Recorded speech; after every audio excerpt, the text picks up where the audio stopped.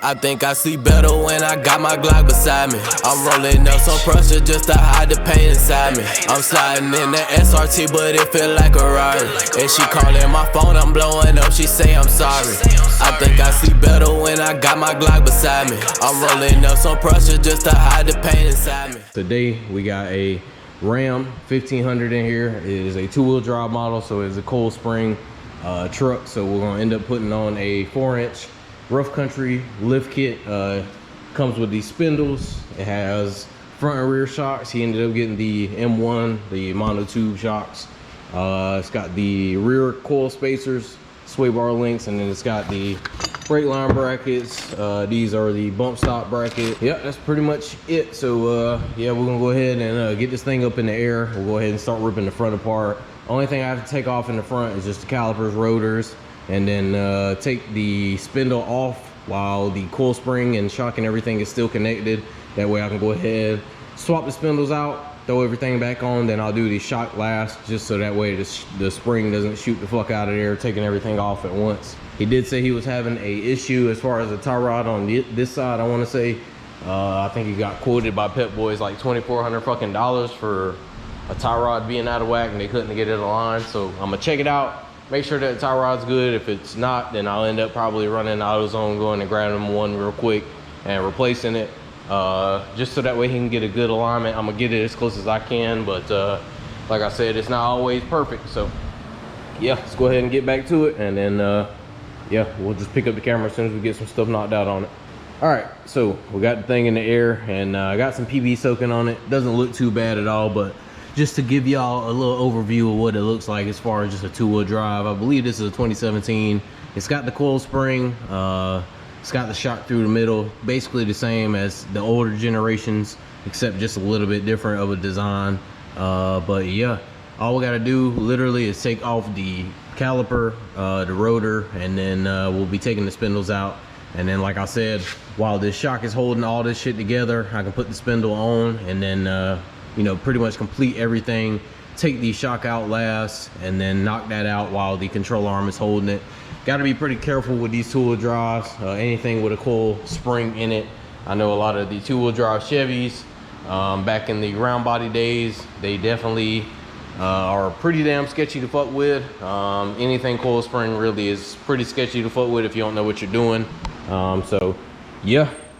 He said that when he went to Pep Boys, they said that he had a lot of play in his tie rod, but I don't see nothing, honestly. I mean, I don't have any back and forth from the rack and pinion, and the actual joint itself has some stiffness in it, so I'm not understanding what they were talking about, and especially for $2,400 for what, I have no idea. I mean, this damn thing don't even, you know, just completely drop down. A lot of the Chevys that have bad tie rods, whenever I lift it up, that bitch just clunks straight down. This still has some firmness in it, so I don't see any issues as far as that goes. It's probably just another one of these shops around here that damn try to fucking knock people over the head that don't know too much about anything, or, you know, just gonna listen to them most of the time. So that's kind of why I do what I do, man. I'm not trying to get rich off of doing this shit.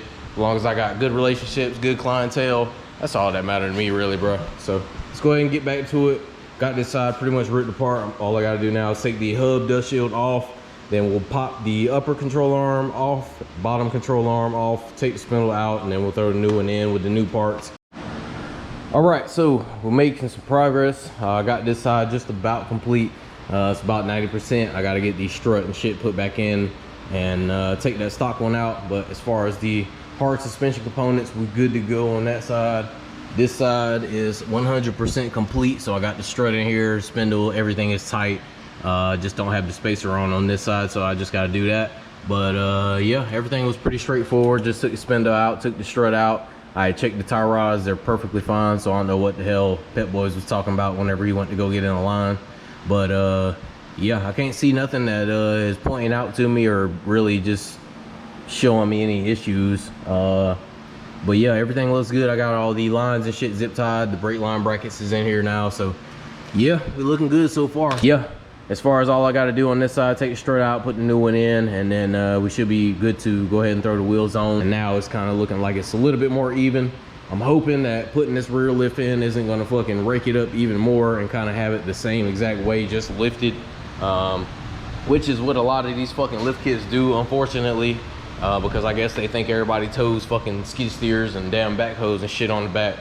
But yeah, I guess we'll kind of get that situated. Hopefully it won't be too much of a difference. I'm gonna go ahead and run over to the back, go ahead and get that damn thing in the air, get it lifted up, go ahead and do all the rest of the components, because like I said, I don't have shit much left. I just got these coil isolators, got some little bump stops and these coil spring spacers. I got these struts, and then that's pretty much it. The rest of this shit is just little accessory bolts, extra shit for like the brackets and stuff like that, ABS brackets and shit like that. But yeah, let's go ahead and get back to it and put these wheels on. Once I get this strut in, put the spacer on the other side, and then we'll see how she looks.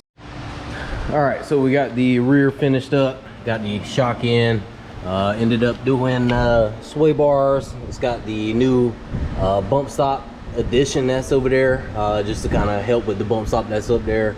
And it's got the brackets, everything, got everything situated and tightened up. So now all I'm doing is putting the wheels on, just got to tighten those up, and then we are good to go. As far as the coil isolator, it is up top. So basically all I had to do was take the isolator, take the bolt, and just run it up top with the little plate that they had, tighten it up, and then the spacer sits right on top of that, so you don't put it on the bottom. On these, you put it on the top, and yeah, everything is good to go. So looks good. Hopefully it sits pretty level. We'll see here in a few. Kind of looks like it will, maybe. Like I said, you're gonna have to wait until the rear springs set and settle in, but should be good to go. But let's go ahead and put this damn thing on the ground, see what she looks like all the way finished. All right, so we got it all finished up and complete. Just drove it around for a little bit, just to try to make sure everything was tight and good to go. Ride's pretty good. It's got maybe about a ½ inch of a difference from the front and the back, but like I said, these coil springs are gonna have to settle in on the new little spacer up there, so everything will kind of get settled in place as he drives it over time. I'm pretty sure he's probably gonna end up going with a level up front, probably after he sees this, but we'll get it done. But as far as everything else, everything looks good, and it's good to go. So completely complete. Well, yeah, that'll be pretty much it as far as this one goes. Everything is looking solid up under there, so no issues, no problems, no sounds. So I guess we'll keep going and see what's next. All right, so what's going on? We back in the shop, and it is a new week, and we got a 2023 Silverado in here. We're gonna be doing a 3.5 inch level, so we got that ordered and got that over here. So I want to say it's just a bottom level and a small top level that'll be going on here. So that's pretty much it as far as that goes. Comes with new bolts, and it's got new hardware, stuff like that. But yeah, that's pretty much it. So I'm almost positive this is like a 2.5 on the bottom and then a 1 inch for the top. So yeah, we're about to be getting this damn thing knocked out. These new body Silverados, especially with the new model year, these look fire, ain't gonna lie. They got the big screen in the middle, then they got the flat screen as far as the speedometer and shit goes.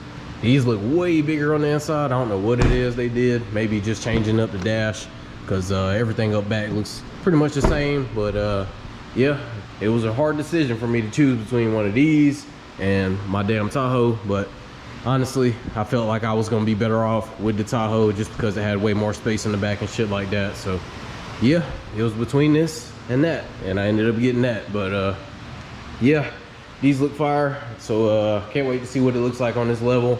They didn't change much about the suspensions from like 19 all the way up, so it's all the same Ford style suspension. So we're just gonna throw that in there, and then we should be good to go. Shouldn't be any issues or anything like that.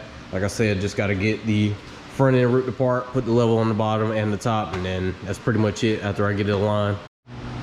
All right, so went ahead and got over to knocking this side out just to go ahead and get it out of the way. So I got the little 1 inch level up top, and then the 2.5 is down here. So got it all situated and oriented right. So all I gotta do now is just get the alignment straight once I get it on the ground. I don't want to kind of mess with it right now while it's in the air, because these suspension systems are kind of a little bit easier to do once they're on the ground, because if you kind of try to adjust it in the air, it's gonna be fucked up anyway. So I just try to get the toe adjusted somewhat decent whenever I get the wheel on, just so that way at least the wheels are straight, and then I can kind of just tweak it from there just slightly whenever I get the camera pulled out. But like I had told him, I'm not gonna be able to get it 100% aligned, but I should be able to at least get them straight to where he can go get an alignment and not have to sit there pretty much all fucking day.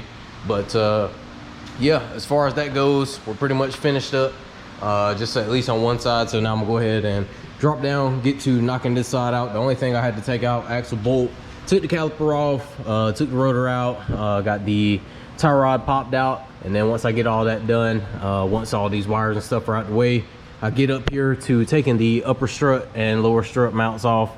The upper struts are asked to take off because they got all this bullshit up here on the 19 plus trucks. So all this shit sitting up here, especially on the other side. That's why I started on that side. A lot of people have problems with it just because it's in the fucking way. I usually just put a crowbar up under there, up under here, and then lift it up, and then I'll get up under there with a ratchet wrench. But this side is the worst side because that big ass block or whatever the fuck that shit is in there. I'm not sure why they didn't put it anywhere else. They just decided to put it right where people have to service suspension at. So all right, so we got this damn thing finished up finally. Got the level put in on this side, so everything looks at least okay from what I can see. I mean, the angles aren't terrible, but they aren't the greatest. But the good thing about doing the top and bottom level is it kind of helps it out a lot more. As you see, I ain't even really touched the alignment. Probably got to pull this wheel in just a slight bit, but other than that, the camber ain't really too off. It's got a little bit of slight camber on each side, but nothing too crazy. I just got to adjust the toe just a slight bit, probably a couple turns, and this motherfucker will be damn near perfect. So that is amazing. This damn thing is sitting up pretty good. This is exactly what I would do if I had one. Just throw a level on it, some 6s and 5s, and fucking ride. But yeah, she looking good. So definitely got rid of that nosedive. So this is sitting at 3.5 in the front, no uppers, no nothing, just straight top level 1 inch, bottom level 2.5. And yeah, she looking good. So we're gonna go ahead and do this alignment real fast, get it kind of straightish, and then we'll go ahead and take it out, run it up and down the road real fast, go through these bumps and shit that I got in the yard, and then after that we should be good. Yeah, man, I guess that'll be it as far as this one. I'm gonna pull it outside, let y'all take a look at it once I get this front end situated, and then we'll pretty much be done. All right, so we got everything finished up and I got it outside, and yeah, it's definitely way taller in the front than when it came in. It's got about maybe a 1/2 inch to about 1 inch difference in the front than the back, but kind of looks good like this with just a slight little lean to it. But yeah, everything is solid and tightened back up, no sounds, no crazy shit like that. So everything lined up pretty good, no problems, no issues. So about to go ahead and pull this thing back into the shop. I'm gonna have them come pick it up probably tomorrow in the morning, and yeah, should be good. So a lot of these levels, man, I can get them done in a day, but I just like to have just the rest of the day to make sure that everything lines up good and everything is solid. So yeah, we're gonna go ahead and pull this damn thing back in the garage, and then that'll be pretty much it as far as this goes. And then we'll just keep on going, or if I ain't got nothing else, we'll just end the video and then just go from there. But yeah, let's go ahead and pull this damn thing back in. It's hot as fuck outside. I'm pretty much done for the day. You see this bitch say 97 degrees, so that's how it feel out this motherfucker. But yeah, man, I guess that'll be it for now. If I put something else in the video, we'll keep on rolling. If not, this will be the end of it. So